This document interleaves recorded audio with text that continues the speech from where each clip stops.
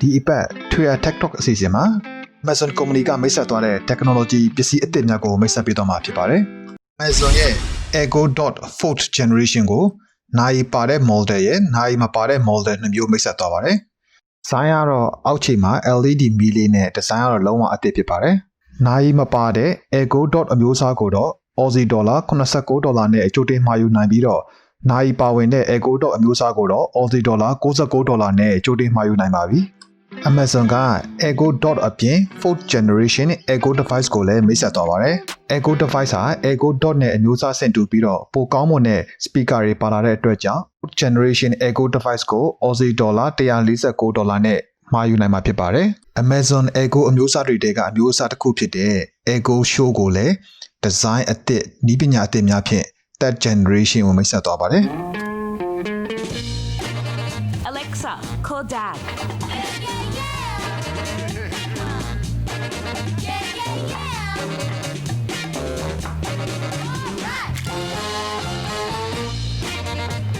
Alexa, play Mrs. Maisel on Prime Video. Your weird ass. A weird one. Thing I asked for in your contract. You know the answer is blank. Echo Show မှာပါဝင်လာတဲ့စိတ်ဝင်စားစရာနည်းပညာတစ်ခုကတော့ Design to move with you လို့ခေါ်တဲ့ Echo Show မှာပါတဲ့ screen ကကိုသွားတဲ့ဘက်ချမ်းကိုမျက်နှာလိုက်မှုပေးမှာဖြစ်ပါတယ်။ကိုကဒီ Amazon Echo Show ကိုကိုယ့်ရဲ့ Aircan ထဲမှာထားရဆိုလို့ရှိရင်ကိုအိမ်အပြင်ရောက်နေပြီမဲ့လည်း Aircan ထဲမှာရှိတဲ့ Echo Show ကိုအဝေးကနေ access လုပ်လို့ရပြီးတော့ကိုယ့်ရဲ့ Aircan ကို360 degree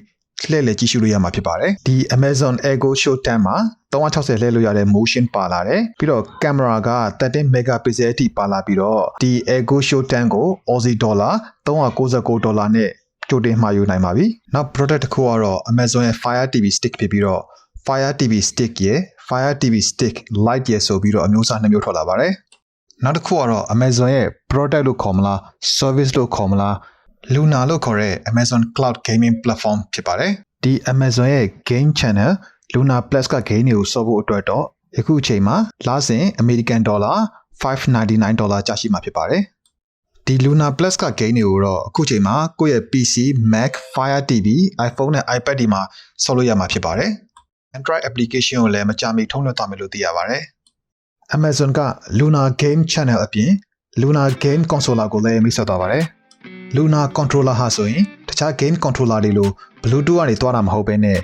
Amazon Cloud Server တွေကို internet နဲ့တိုက်ရိုက်သွားတာဖြစ်တဲ့အတွက်ကြောင့် Bluetooth ထက်ပိုမြန်တယ်လို့သိရပါတယ်။ Amazon Luna Game Controller ကိုတော့ American dollar 49.99နဲ့ဝယ်ယူရရှိနိုင်မှာဖြစ်ပါတယ်။နောက်ထပ်စိတ်ဝင်စားစရာအကောင်းဆုံးပစ္စည်းတစ်ခုကတော့ Amazon ကပိုင်တဲ့ Ring Company ကထုတ်လုပ်တဲ့ Always Home Cam ဖြစ်ပါတယ်။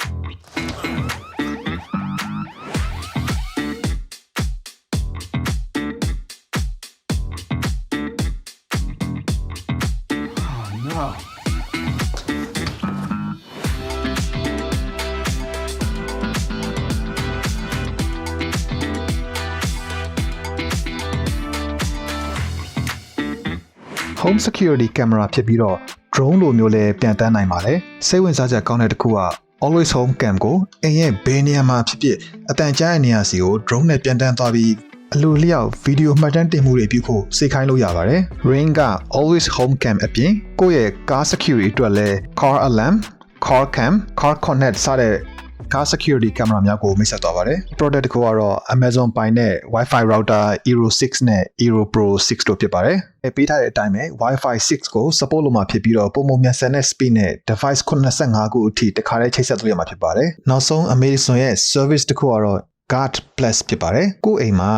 Amazon Echo တို့ Amazon Home Cam တို့အဲ့လိုမျိုး smart device တွေရှိရင်သူတို့ device တွေကနေပြီးတော့ detect လုပ်တဲ့အသံတွေကိုအဲ့ Guard Plus က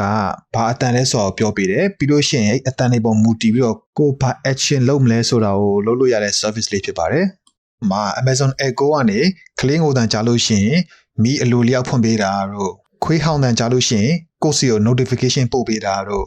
အဲ့ဒီဖြင့်ကိုယ့်အိမ်ကိုပုံမလုံခြုံဖို့ပို့ပြီးတော့လှုပ်ဆောင်ပေးပါတယ်။အဲ့ဒီ service ကိုတစ်လကို US dollar 499နဲ့ဝယ်ယူရရှိနိုင်ပါတယ်။ခုလိုသတင်းအတူအထွာများကိုကြိုက်နေတတ်တယ်ဆိုလို့ရှိရင်ဒီထွေရလေးပါ Facebook page လေးကို like and subscribe လုပ်ထားဖို့လည်းမမေ့ပါနဲ့ကျေးဇူးတင်ပါတယ်